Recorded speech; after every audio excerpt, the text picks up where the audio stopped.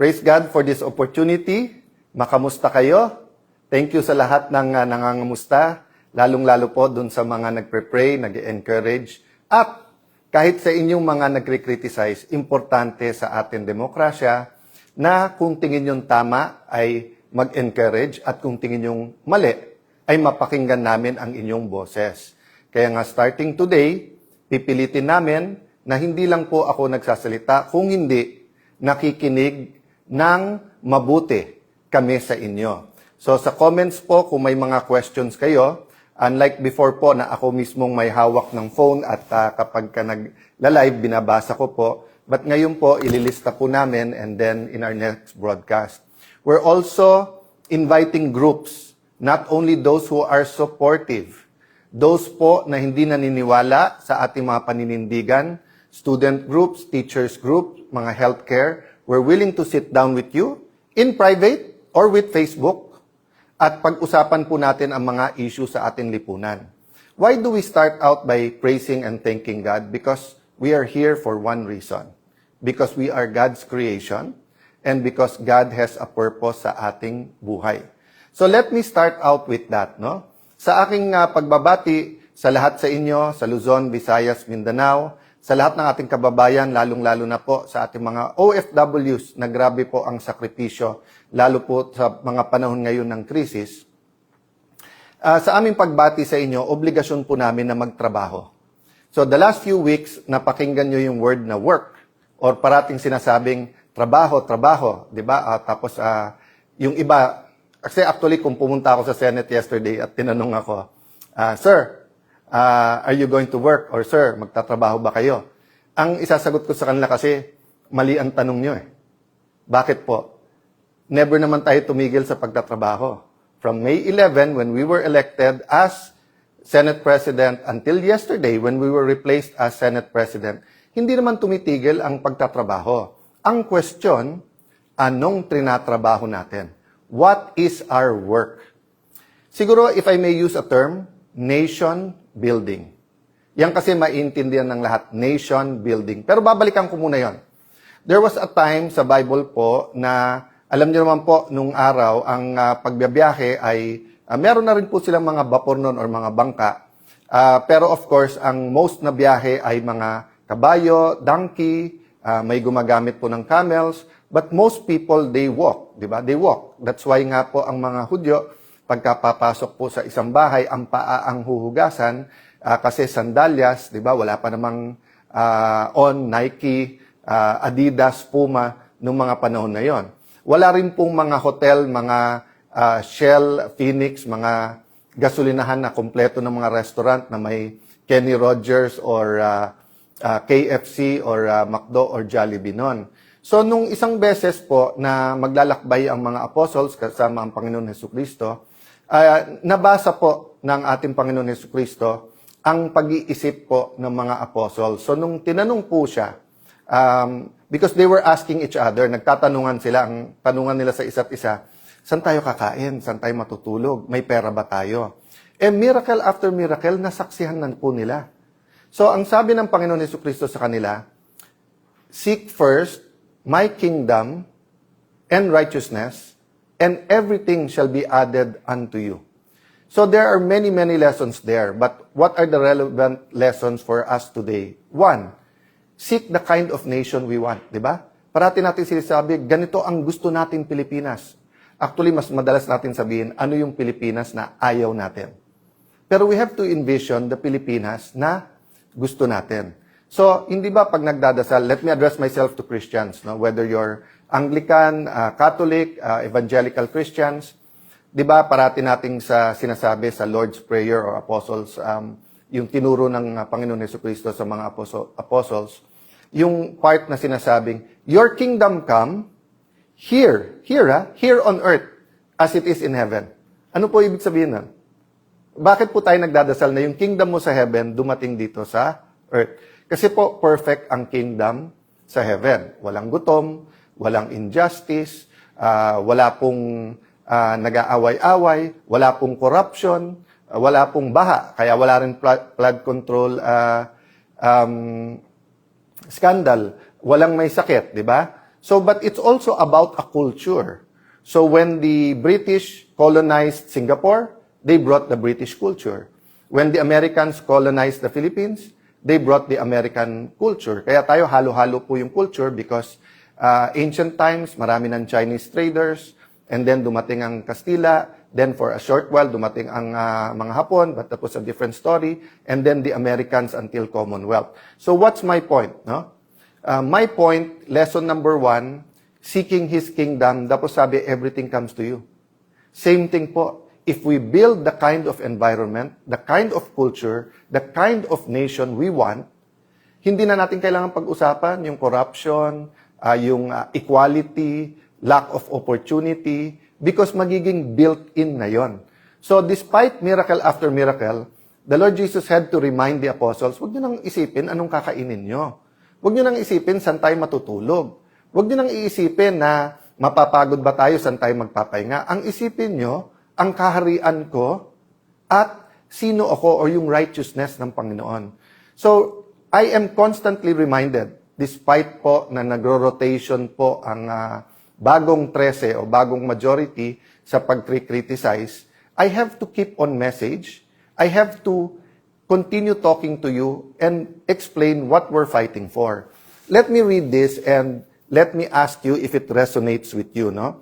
So, syempre, pag nag-survey, halimbawa tayo ngayon, tapos inisa-isa, anong klaseng Pilipinas ang gusto nyo? Diba? Anong napipicture nyo? Siguro the easiest way to say it is some will say, Sir, parang Singapore. Sir, parang Japan. Sir, parang Switzerland. Depende kung anong napuntahan mo or nakita mo, di ba? What do you think of this? We, the sovereign Filipino people, imploring the aid of Almighty God in order to build a just and humane society and establish a government that shall embody our ideals and aspirations, promote the common good, conserve, develop patrimony, and secure to ourselves and our posterity the blessings of independence and democracy under the rule of law and a regime of truth, justice, freedom, love, equality, peace, do ordain and promulgate this Constitution.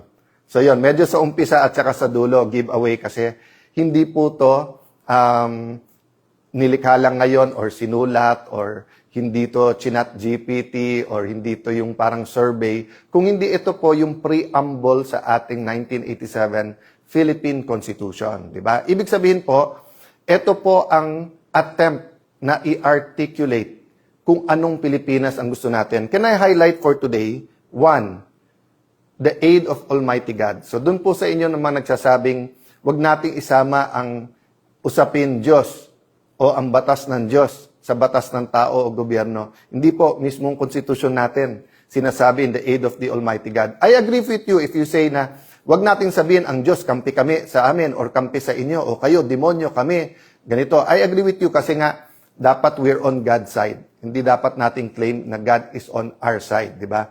But yung salita ng Diyos ay importante. So that's number 1. Number 2, malinaw na malinaw dito. Rule of law, ibig sabihin po, hindi tao yung masusunod kung hindi batas, di ba? At nakalagay din po dito yung sinasabing regime of truth, justice, no? So ibig sabihin po, kailangan maghari ang katotohanan. So let me go to a new word, cover. Cover. What does it mean to be covered or to have cover? Diba? So sa libro, yung cover, yun yung ibabaw. Pero halimbawa, sa ating mga Kristiyano ulit, mga kapatid nating Muslim, Assalamualaikum, let me use the biblical principles and talk a little bit about what is close to my heart in what I've learned dun sa biblical principles. So halimbawa, sa mga Kristiyano, hindi po ang ating sariling gawa or hindi tayo worthy na ma-reconcile sa Panginoon. Pero paano yon? May utang tayo, may kasalanan tayo. We are covered by the blood of Jesus. You are covered, di ba? So pag sinabi kong halimbawa, George, in advance mo 3 months na sweldo. Sir, sabi mo last time, pag nag-overtime ako ng etong habang SP ka, covered na yung utang ko, di ba? Bayad na yon. So, napaka-importante po ng word na cover. Okay. Having said that, ano po ang ibig sabihin pag sinabi natin na ngayon na recovered? Ibig sabihin, na-cover dati, nawala, nire-recover mo. Diba? So for example, during the time of President Aquino and the first half bago nung pandemic, President Duterte, napakaganda ng ating ekonomiya. Nagkaroon ng economic recovery. Diba? Na-recover. Nag-recover ang ating ekonomiya. But simula nung pandemic, nagka-problema, and then gumanda-ganda after the pandemic, then ayun, sunod-sunod. Yung ating flood control scandal, actually, ano lang po yun. Yun siguro ang pinakamalaki. Pero napakadami pa na systematic corruption na hindi na pag-uusapan. And then, of course, nangyari itong Ukraine-Russia conflict at tapos yung Middle East, nakakatapos lang pero we still feel the effects. So what I'm saying, again, our economy is suffering. We have to recover. Okay. So, in terms of nation building, yung 13 po ngayon o yung majority led by Senator Lacson, Senator Soto, Senator Win Gatchalian, of course, as the Senate President, the two Senator Tulfos, Rafi, and Erwin, I will not take it away. They want to build a nation. Don't take it away from us, yung aming pong grupo, want to build a nation. So, good faith po tayo. Meron kayong vision of a nation you want to build. Meron kaming vision nung gusto natin i-build. Pero tanong ko, anong regime? Regime of truth and justice ba? Kasi kung regime of truth and justice, let me tell you, mga kababayan, there are two groups now. Those who want to uncover the truth and those who want to cover up the truth. Dalawa lang po ha, dalawa lang po. So pwedeng one who wants to uncover, di ba? One who wants to cover up. O, ulitin ko ha, one who wants to cover up, wants to uncover. O, so dalawa lang parati yan, dalawa lang ha. Kung ano man ang ating kulay, politika, ang punto po, we have to meditate, we have to pray, we have to make a decision. Bakit po? Mali-maleta ang reward kung ikaw ay para doon sa cover-up. Pero, napakalaki ng mga consequences. Kaso, bashing, tatanggalan ka ng kung ano-ano. Basta, ipafile lang ka ng cyber libel kapag ka ikaw ay for uncovering the truth. That's just the nature of things. Whether you talk about organized crime, whether you talk about slavery, whether you talk about all the injustices in the world. Those who want to keep the injustice, those who want to cover up, usually have the resources. Kasi kumita sila doon eh. Di ba? Nandoon yung kayamanan ng mundong ito eh. But those who want to uncover the truth, to reveal the truth, di ba? To show the truth. So why is this important? Because, for example, we're an agricultural country, di ba? Gusto natin hindi lang to produce our own food. We're an archipelago, pero nag-i-import tayo ng isda. Nakakakain tayo, pero magsasaka natin, hindi nakakakain. Mga anak nila ayaw na po maging magsasaka kasi walang pera sa pagiging farmer. And there are a lot of good programs, di ba? But, habang ninanakaw lahat ng pera, habang mali-maleta ang pera, habang ang, hindi lang naman flood control, di ba? Pati yung irrigation, ninakaw din yun. Ilan regimes ang dumaan, pati fertilizer, di ba? Tubig ang binigay nung before sa ating mga farmers. So what I'm saying there is that in any home, in any building, in any nation, foundations are important. So kapag ka ikaw ay gumawa ng isang bansa, ang pundasyon niya ay sa buhangin, gigiba yun. Gigiba po yun. Kasi hindi tama ang pundasyon. So kailangan ang pundasyon natin katotohanan. So respond lang ako ng konti, sabi ni Senator Lacson, sayang ang pera. Nung si Alan Cayetano ang Senate President, 700 million ang nagastos. Sabi ko, saan kaya galing yon? Tapos, sabi ko, total, magaling mag-divide. Sila Senator Lacson, very divisive. Dinivide ko. Kasi ang ginamit niya, 28 days daw ako naging Senate President. So, tignan niyo po ha. Multiply muna, multiply. Multiply mo ang 25 million na sinabi ni Senator Win na gastos ng Senate a day, i-multiply mo yun sa 28 days, and, baliktarin mo naman, division. 700 divided by 28 days is 25 million. Yun din naman ang ginawa ni Senator Win. Tinignan niya lang yung budget ng Senado, tapos dinivide niya, nakuha yung 25 million a day. So nasaan yung intellectual dishonesty? Nasaan ang pagtatago ng katotohanan? Simple lang po. Kahit sino po ang Senate President, 25 million a day ang gastos ng Senado kung ganun kasimple ang computation mo. Meaning, yung budget ng buong Senado divided by the number of calendar days. Di ba? So, may nabasa po ako, sorry, nakalimutan ko kung sino mismo nagsabi. Sabi niya, statistics is like a bikini. Ulitin ko statistics is like a bikini. Why? What it shows is very revealing, but what it hides is essential. So makikita nyo po, ni-reveal niya, parang pang-intriga, di ba? Kasi magaling naman talaga sila mang-intriga eh. Nagte-take turns lang naman po, si Raffy Tulfo, si Erwin Tulfo, si Senator Ping Lacson, tapos yung iba sa grupo nila, yung tag team lang yun, para, kayo naman mang-inis kay Alan, kayo naman magkalat ng hindi totoo, kayo naman magkalat ng ganito. Palabasin natin ang gulo-gulo, di ba? Again, ano yung intent? Para hindi malaman ang buong katotohanan tungkol sa korupsyon sa ating bansa. But let's be intellectually honest. Whoever was SP nun, ganun din ang gastos. Question. Pero bakit sila one day may napasa? I challenge all the congressmen and senators. 1998 pa lang, congressman na po ako. Naging konsyal po ako, for a short while po, vice mayor. Naging member po ako ng House of Representatives. 4 na term po, 4 na term. Pangatlong term ko na po to bilang senador. I was privileged, no? God honored me by allowing me to be speaker and then for Senate President kahit maikse. I challenge lahat ng congressman, senador. Prove me wrong. Sa huling 3 araw, yung Monday to Wednesday, kapag kayan po ay session, diyan po ang ratsadahan. Kasi lahat ng pang second reading, i-second reading na natin. Lahat ng pang third reading, i-third reading na natin. Lahat ng, halimbawa, 7 ang nakapila sa Senate or 20 nakapila sa House sa interpellation. Kakausapin na ng majority leader yon or mag-uusap majority-minority leader. Pare, isa na lang magtanong, pasa na natin to. Yun po talaga ang ano doon. But what did the group of Senator Win and Senator Lacson do? Since May 11 po hanggang yesterday, hindi po sila naglagay ng mga miyembro ng committee nila as minority. Sila po ang ayaw magtrabaho. Hindi po sila naglagay ng mga miyembro para hindi mag-function yung mga committee. Question. Paano po yung mga ready na for BICAM na ipapasa? Yung po ay inauthorize namin. Tatandaan nyo po, May 13, yung pong inatake ang Senado, yung pong sa NBI na sinasabi lang ngayon na halatang halata na ngayon ay part ng kanilang plano na sa aming binibintang. Alam nyo po ba na the next day po ay meron pong BICAM tungkol sa voucher system sa DepEd.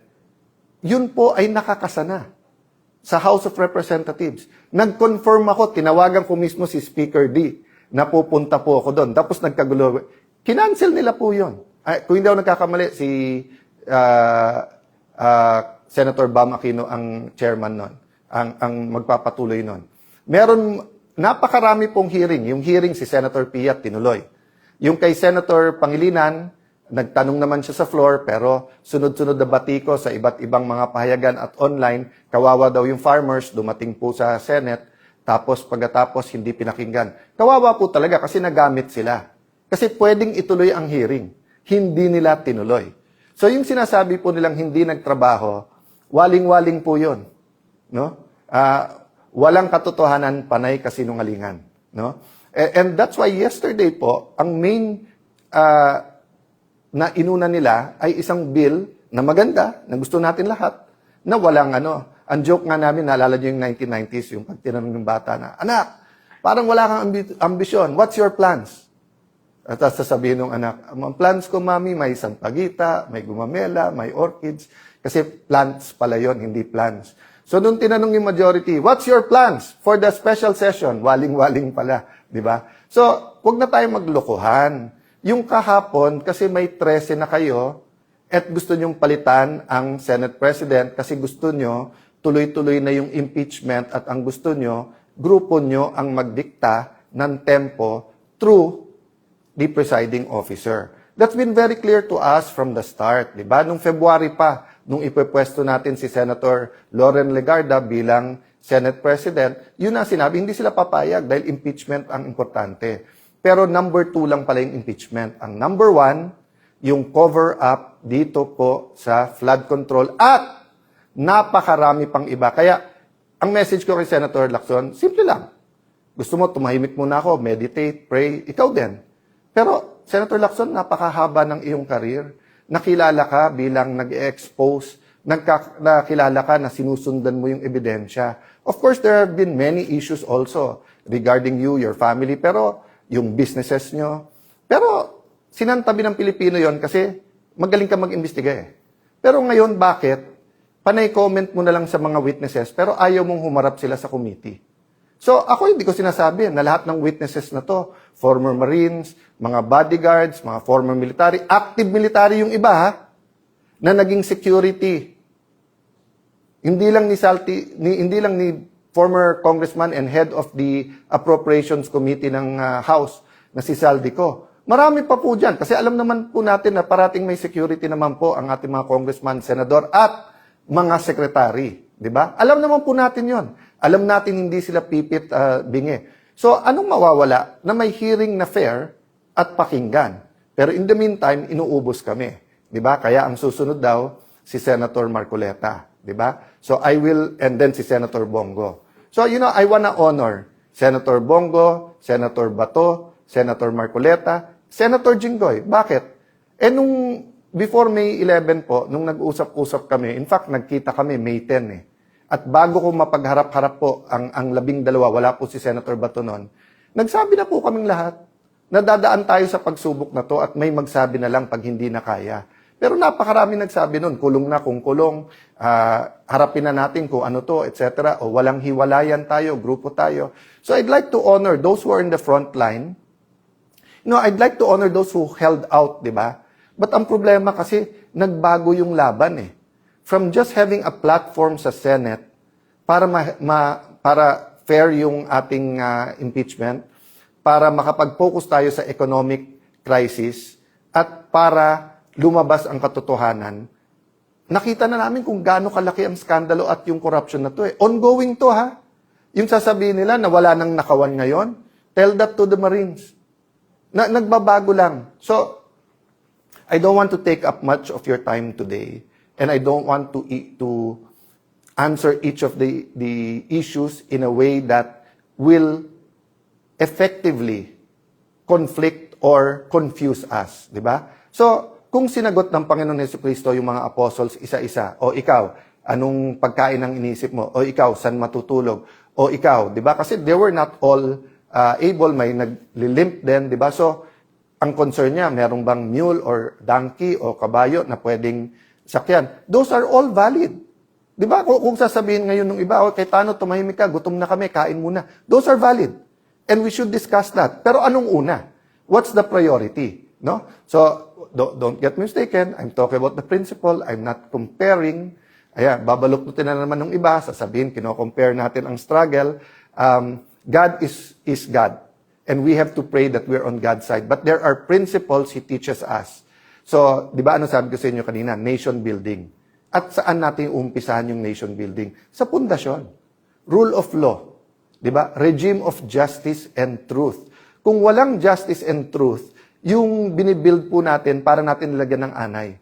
Para natin nilagyan na payat na bakal. Para nilagyan natin ng bakal yan na may kalawang na. Gigiba at gigiba din po yan. So, ang tinitignan pa lang po natin, 24-25 budget. Yung 26 budget, may nagsasabi ba na napaka-inosente yan? Wala ring mga sinaksak dyan? O going back, 2023 budget, ang sabi po ng mga ex-Marines, 2022 pa lang, may deliveran na eh. Tapos, hindi lang DPWH yan. Meron din yan po sa farm-to-market roads. Meron din daw sa school buildings. Meron silang binabanggit na noong 22, 23, BIR. So, napakarami po. Alam naman na po natin eh, na may corruption. Again, don't get me wrong. What I'm looking at is the systematical rubbing blind our people in the last few years, no? There are two systemic na pagnanakaw, 'di ba? Yung sistema natin sa Pilipinas na may papel ka, kailangan may lagay, 'di ba? So, tatlo natin kailangan tignan. Yung una, yung day-to-day corruption, na parang walang mastermind 'yon. Yung wala kang plaka, hinuli ka, penging 1,000. Yung nahuli ka, walang driver license, penging 1,000. Magpa-file ka ng business permit, 20 mil lang dapat mo bayad, penging 5,000. Diba? So yun, we will deal with that, and we're dealing with that, and citizens are dealing with that, churches are dealing with that, business groups are dealing with that. Pangalawa, yung systemic, yung ganun na sa Pilipinas, yan ang kalakaran. So we have to deal with that through values, through systems. But I'm talking about the systematic and continuing robbing us blind now and using the last bastion, which is the Senate, not only to be the rubber stamp, but to be their mouthpiece para maraming issue para hindi tayo tumutok dito. So that's the sad thing, that there is an economic crisis. Naghihirap ang ating mga kababayan. So kailangan natin isabay yun, pero hindi natin pwedeng ilihis ang usapan. So in behalf of the senators I represent, in behalf of the people praying for us, in behalf of students, farmers, healthcare workers, OFWs, seafarers, na sinasabing, boss, may pag-asa pa ba ang Pilipinas? Boss, hindi kami nawawalan ng pag-asa. Huwag niyo kaming bossin, kayo boss namin. Ilan politiko na dumaan na kayo boss? You do not cover up from your boss. You tell the boss the truth. If you tell your boss lies, he will fire you and even put you in jail. Diba? Pero ngayon po, hindi. So may dalawang boss. Boss ng cover up, at saka yung boss ng gustong mag-uncover. Please meditate on that. Handa po tayo. So dati, ang capacity po natin bilang Senate President at mga kasama ko bilang mga chairman ng mga committees, gagamitin natin as a platform yon for the truth. Hindi para usigin or i-persecute ang kahit sino. Iba ang prosecute, iba yung persecute. Hindi po. We were going to use that platform. O nakita natin in less than 40 days, kung paano inuga ang mga pundasyon ng Senado at inuga ang pundasyon ng ating mga institusyon at paano pinunit ang konstitusyon para lang matuloy yung cover-up. Now, we will have other platforms, other venues. And one of this venue is Facebook. So, ito lang ang tanong ko sa mga pamilya ko sa Facebook.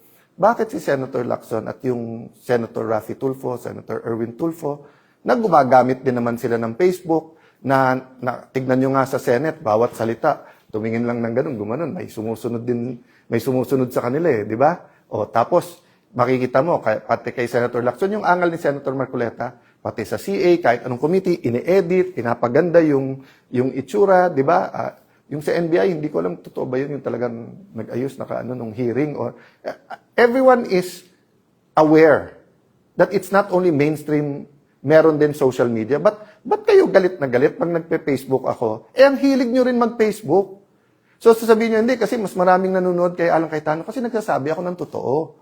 Hindi naman parating mas maraming nanonood sa akin. Bakit last year ba? Mas maraming nanonood sa iyo. Raffy at Erwin Tulfo. Problema, nabuko kayo na may tinatago kayo. Di ba? O kung hindi lang sa sarili, para pati din sa Malacanang. So, walang perpekto sa atin. But it's time for real change. So, yun ang hinihingi ko mga kababayan. Huwag po tayong susuko. Huwag po tayong manghihina. Tao din naman po ako. So, I spent a day yesterday, sabi ng asawa ko, pwede kang kumain ng sisig ngayong gabi. Kasi nga, mataas cholesterol ko Pero sabi niya, para naman matuwa ka ng konti. Tapos sinama niya yung barkada namin na medyo magaling sa akin ng konti yon, pero ka-level ko na mag-chess. So, at least hindi ako talo parate. Tapos, I spent a day reflecting. Tinext ko mga kasamahan ko as a group, individually, na kailangan ito ang sitwasyon, ituloy ang laban. I thank them. Humingi din ako ng kapatawaran sa pagkukulang ko. Sabi ko, pasensya na kayo, hindi rin ako perfecto, tao din. May pagkukulang din ako sa inyo.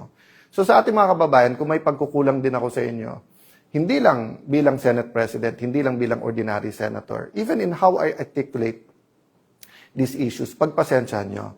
But like you, let's all do our best. Let's not lose hope. And let's keep praying. No? I still believe there will be people who will be switching sides. Sabihin, hindi sir, pakonti ng pakonti tayo. Sir, iba talaga yung may pera, may kapangyarihan. Hindi po. The moment you lose hope, that's the moment. Kasi may spiritual warfare dito. No? Sabi sa Bible, meron pong principalities, authorities, spirits. Isang spirit doon yung lying tongue. Yung bumubulong, talo na kayo, wala na kayong magagawa. Total, sila kumita ka na rin. Di ba? Huwag po tayong makikinig doon. Doon po tayo sa tama. Let us build this nation we love. And let us serve the God we love. God bless you po.